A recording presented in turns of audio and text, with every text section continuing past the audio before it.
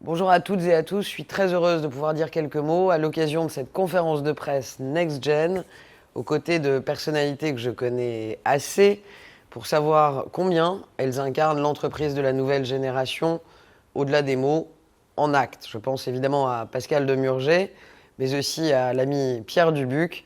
J'en profite pour les saluer tous les deux chaleureusement. Parler de l'entreprise nouvelle génération aux côtés de pionniers de la société à mission, c'est une évidence pour la présidente de la loi Pacte que j'ai été et que je demeure, et la secrétaire d'État à l'économie sociale, solidaire et responsable que je suis aujourd'hui. Avec cette loi Pacte, vous le savez, nous avons donné des moyens à l'entreprise responsable, des outils. Avec le secrétariat d'État à l'économie responsable, nous devons aller plus loin dans la transformation de l'économie dans son ensemble. Si on parle aujourd'hui d'entreprise nouvelle génération, c'est que le monde lui-même a changé de génération. À cet égard, le Covid a bien sûr été un accélérateur en modifiant notre rapport à l'espace du travail. Mais avant lui, c'était déjà le numérique, par exemple, qui avait changé notre rapport au temps de travail ou à l'organisation du travail. Toutes ces transformations, vous le savez, elles ne doivent pas faire oublier une autre transformation du travail, encore plus profonde celle-là, celle de son sens. Pour les nouvelles générations, comme pour les plus anciennes, le travail ne se lie plus à travers la seule grille du quoi et du combien, mais de plus en plus autour de la nouvelle grille du pourquoi et du comment. C'est en effet ce qui ressort de toutes les enquêtes d'opinion qui sont menées depuis quelques années maintenant, particulièrement chez nos jeunes, qui font désormais un arbitrage salutaire entre ce qu'un travail va leur rapporter de façon sonnante et trébuchante et ce qu'un travail va apporter à eux-mêmes dans leur épanouissement personnel, mais plus largement à la planète, à sa cohésion sociale. Ce que j'ai souhaité promouvoir avec la plateforme Impact, qui permet à toutes les entreprises, de la plus petite des TPE à la plus grande multinationale du CAC 40, de publier en ligne les données de leur performance en matière écologique, sociale et de gouvernance.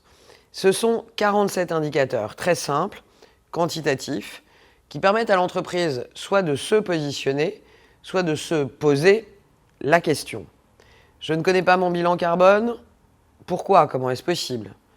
Je n'ose pas publier mon bilan carbone en ligne. Pourquoi? Qu'est-ce qui bloque? La plateforme Impact, c'est un outil de savoir-faire, un outil pour faire savoir, et c'est surtout l'occasion de se poser de bonnes questions avant que ces questions ne deviennent, dans les années qui viennent, des questions obligatoires. Un outil à destination des consommateurs, des ONG, des investisseurs, mais également un outil pour les salariés ou pour les partenaires qui pourront évaluer la réalité des engagements d'une entreprise et son degré de maturité dans l'adoption de pratiques responsables. L'enjeu est clair, c'est de produire un effet d'entraînement dans les deux sens du terme. Et vous connaissez bien ce sujet, notamment Pierre Dubuc et Pascal Demurger.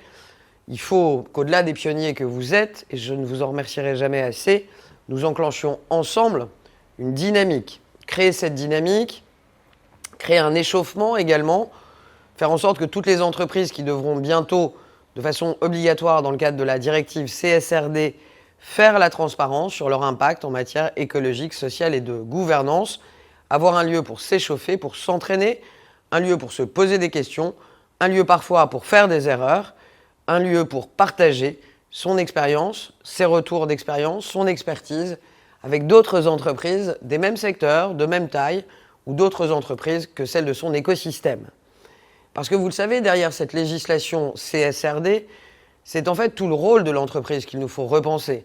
Une entreprise qui, pour attirer de nouveaux visages, de nouveaux talents, doit aussi porter un nouveau visage. Une entreprise qui change, une entreprise qui repense son rapport à la société, son impact sur la société, sur l'environnement, dans la lignée de ce que nous avons fait et écrit dans le dur avec la loi Pacte, dans la perspective de ce que nous faisons tous ensemble avec Impact. Merci à NextGen, toute mon amitié, il le sait, mais ça n'est pas une occasion pour le lui rappeler, à Luc Bretonne.